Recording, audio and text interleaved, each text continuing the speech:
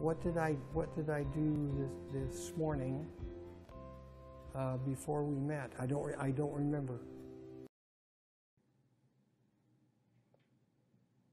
Our marriage, my wife's marriage and I don't want to ever forget that. We looked at each other's eyes, and I'll hold on to it as long as I can. Alzheimer's disease is caused by the amyloid beta precursor protein, or APP. APP is essential for your neural growth receptors throughout your body, but over time it can destroy nerve cells, leading to loss of thought and memory, also known as early onset Alzheimer's.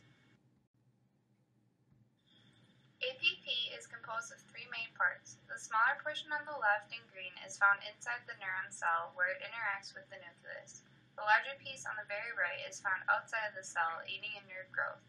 Then the little peptide that remains in the middle is the one believed to be associated with the early onset Alzheimer's disease. This peptide is called the amyloid beta peptide. It is normally cleared out of the body when released, but in the case of Alzheimer's disease, amyloid beta protein is not regulated, and instead it damages nerve cells.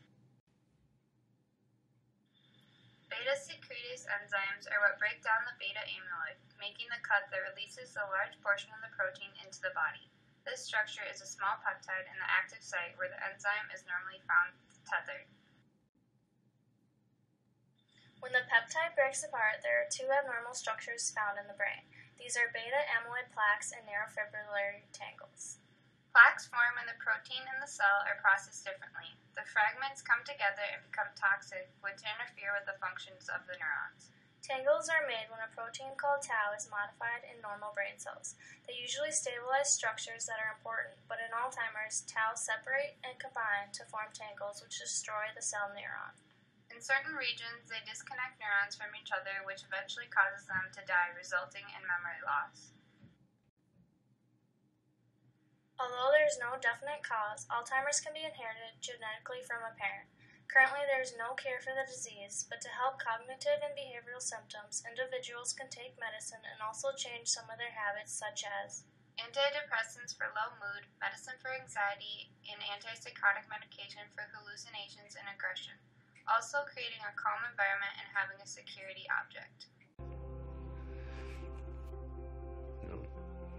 It's nice she smiles when she sees me. Thank God for her smile. That's huge. But there's a lot more that, I used to get from her that she would do for me that's